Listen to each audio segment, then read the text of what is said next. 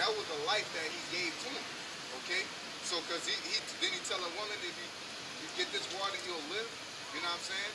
The woman at the well, you know what I'm saying? That you shall never thirst no more.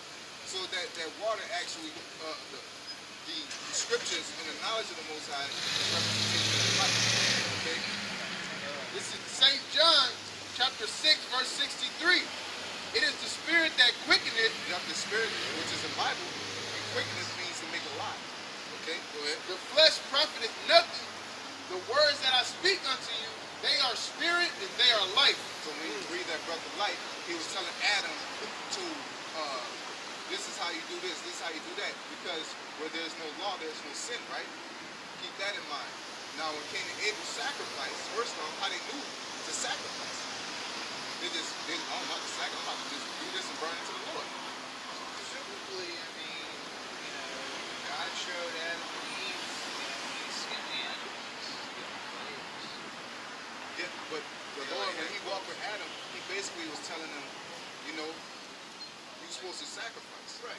You know, now, where there's no law, there's no sin. When Abel sacrificed fruit, how can the Lord punish Abel for sacrificing fruit if there was no law? Cain, I'm Salaki. Cain, I would say, Cain, Abel, but Cain, okay, how did he know to sacrifice fruit? And then how did the Lord know that was wrong? He had to tell him that you're supposed to sacrifice animals. That means he gave them the law verbally. The law has always been verbal until the time of Moses, when it was actually written down. Because Israelites are very hard-headed. And they act like they forget or they play games. You know what I'm saying? And the Lord said, look, that's when Moses made that covenant by blood. And he told the Israelites, not the whole world, through their seed, it was like, yo, this is the covenant by blood. Okay? And all of humanity is the sacrifice of these two sweat. But the sweat of the ground shall be the story goes,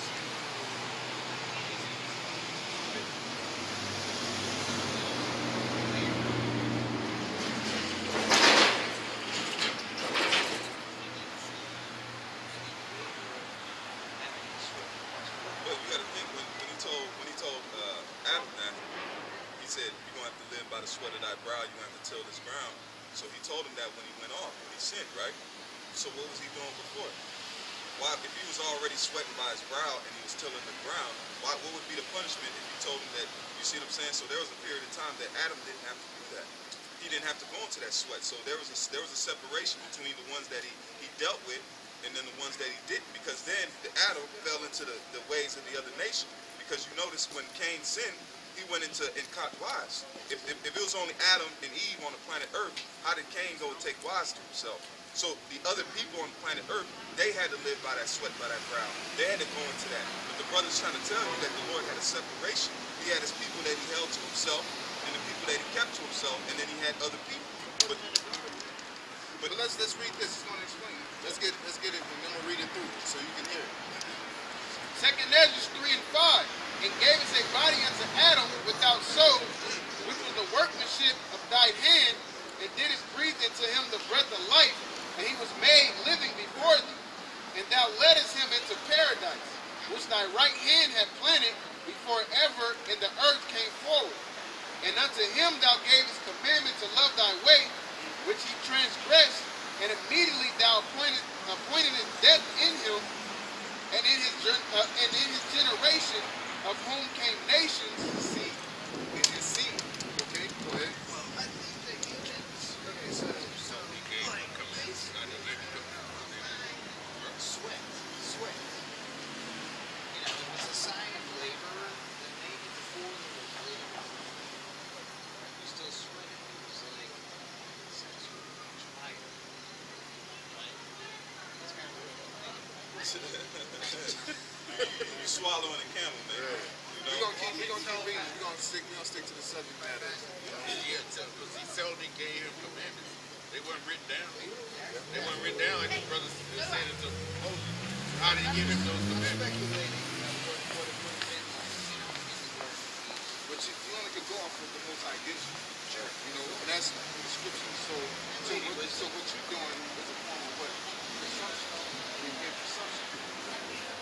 assuming before, assuming before it was pre-assumed. That's all you're doing, you're guessing before it was given.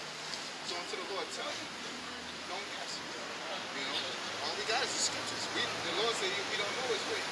So how can we guess and say, man, like he said, not my guy. We'll assume what the Lord say unless he told you the scriptures. So let's go ahead. Second Ezra 3:7. And unto him thou gavest commandment to love thy way, which he transgressed, and immediately thou appointed to death in him and in his generations, of whom came nations, tribes, people, and kindreds out of number. Yeah, before that, Adam didn't have death. Slack, I just had to point to that, man. The whole world was populated through Adam. Okay? Go ahead. And every people walked after their own will, and did wonderful things before thee, and despised thy commandments. And again, in process of time, thou broughtest the flood upon those that dwelt in the world, and destroyest them. Because the reason why Adam is a progenitor is because he destroyed the whole world, and out of Adam's genealogy or seed, those ones that live. Okay? Because Noah came from Adam. Alright? So basically, I'm going to tell you this, I'm going to drop this on you. The world was populated by more than Adam. Okay? There was other creatures. When they say creatures came in abundance, there was other people outside of Adam. Okay? It's just Adam was the one he chose out of all those people. Okay? I think about it this way. Like, so beginning on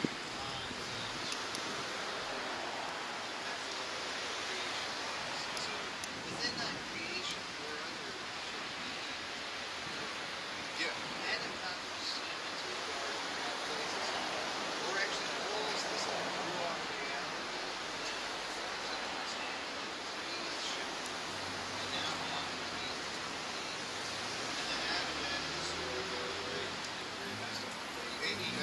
Once again, we can't get presumptuous. When the scriptures say in Genesis chapter 1 that the creatures came out of the water. Okay, you go ahead, brother. This is Genesis 1:20. And God said, let the waters bring forth abundantly moving creatures that have life, and fowl that may fly above the earth in the open firmament of the heaven. But when you read creatures, you're like, oh, that's talking about animals. But you got to deal with the scriptures, filter everything through the scriptures. Then the Lord tell us to become new creatures. We're not animals. So that tells you automatically that creatures are synonymous with animals and humans. Okay? Hey, what element predominates the body? What three elements? Water. What three elements that's in it? There's three of them, but one is It's water, earth, and electricity. And electricity, what's that? And that's your spirit. That's your life force. Okay? So we came abundantly out of water. So that's why our body is mostly of water, and then it's also the ground. Okay? Which is for the dominant. Okay? Which means the ground. Water was down there. I got a preset on it, backing that up. This is Job 26:5. Dead things are formed from under the waters, and the inhabitants thereof. Yep.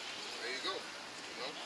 It's very simple. Let's get back to the other one. I want to finish this so you can know who the Lord deals with and he chooses specific people. And it's proof. Okay? Go ahead. You can hold that. Second Ezra 3:9. And again, in process of time, thou broughtest the flood upon those who dwelt in the world and destroyest them. And it came to pass in every of them that as the death was to Adam, so was the flood to thee. Nevertheless, one of them thou leftest, namely Noah with his household, of whom came all righteous men. Or devil Noah. Go ahead.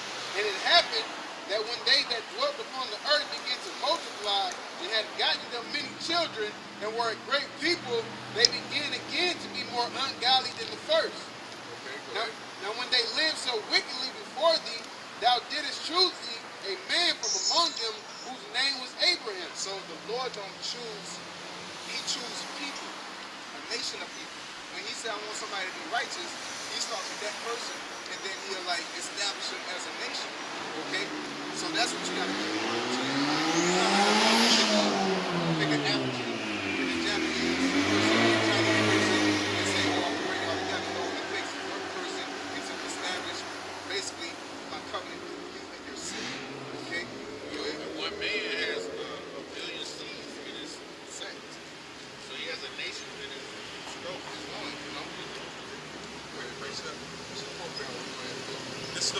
Amos 3, because the brother's saying that the Lord chose a certain people. You see, that's the main thing.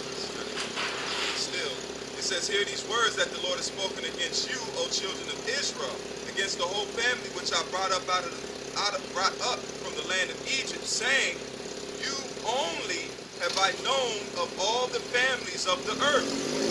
Therefore,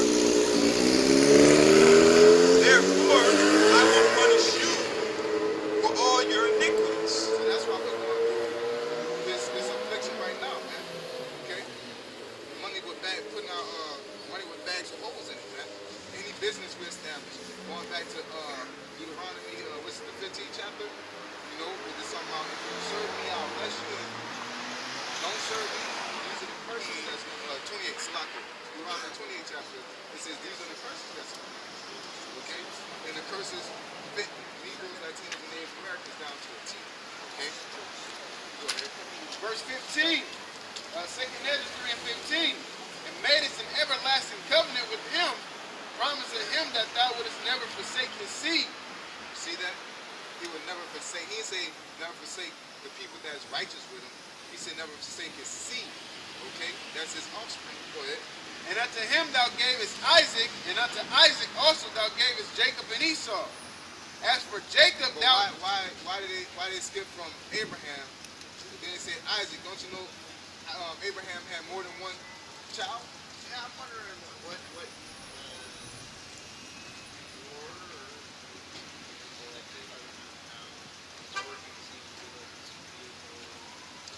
symphony of it all, but Ishmael. He put like Ishmael didn't have the covenant. That's what we explained. It's not about who's righteous and who's not righteous.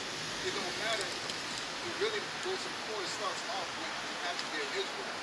Everybody got to be righteous because you're going to be put up anyway. Because when you're talking about inheritance the kingdom of heaven, which is Jerusalem, you have to be an Israelite by blood. Okay? When he's talking about the Lord walking, I was kind of like getting this other children. This feels like wrestles with Israel doesn't mean he wrestles with the Lord. That's just a situation that happened. The name Israel goes back to the term Yashar'Allah. God means he. Shar means prince. And Allah means God. He's a prince of God. That's what the name literally means. Okay? This is Genesis 17 and 15. And God said unto Abraham, as for Sarah thy wife, thou shalt not call her name Sarai, but Sarah shall be her name. I will bless her and give thee a son also of her. Yeah, I will bless her, and she shall be a mother of nations. Kings of people shall be of her. Then Abraham fell upon his face and laughed and said in his heart, shall a child be born unto him that is 100 years old? And shall Sarah that is 90 years old? And Abraham said unto God, oh, that Ishmael might live before thee. Yeah, he said, well, we can't have kids with the Lord. Let's just bless Ishmael. Okay? Which is today's Arabs. Okay? And God said, Sarah thy wife shall bear thee a son indeed, and thou shalt call his name Isaac, and I will establish my covenant with him, an everlasting covenant. That covenant went from Abraham to Isaac. It didn't go to Ishmael. Because he even asked. He said, yo, why don't you just give it to Ishmael? He said, no. I'm going to give it to Isaac, the person that you're about to have. And with his seed after him. With his seed after him.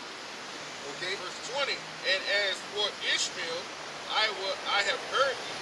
Behold, I have blessed him, and will make him fruitful, and will multiply him exceedingly. 12 princes shall be begotten, and I will make him a great nation. That's why they're so large over there in the Middle East. Okay? That was their blessing, just to be kings and flourish in that side of the land. They got a blessing, but they didn't receive the covenant. The covenant went from Abraham to Isaac. Okay? He tells you right in the next verse. He says, but my covenant will I establish with Isaac, see, which Sarah shall bear unto thee, at this set time in the next year. Through the seed. Okay? Go ahead. Now, it said, look, now, it said Sarah. It didn't say Hagar. It said Sarah. Isaac came out of Sarah. So that's so that's who the father. That's who he made the covenant with was Isaac. That's it. And the way Abraham got her, it wasn't. He told her to go to a specific nation right off the top. Hagar was of a different of a nation that wasn't approved by the Most High. Right. First place. So the Lord deals with the seed of genealogy. You know what I'm saying? People say God loves everybody. That's not true. God starts off with pure love. The only beloved is the nation of Israel. Okay? So let's finish that off and I will give it to you. Second Ezra 3 and 16. And unto him thou gavest Isaac, and unto Isaac also thou gavest Jacob and Esau. As for Jacob, thou didst choose him to thee, and put by Esau. There you go. So that's how the Lord works. Very simple. He got elaborate. Now he says he chose Jacob and put by Esau. Okay? So, and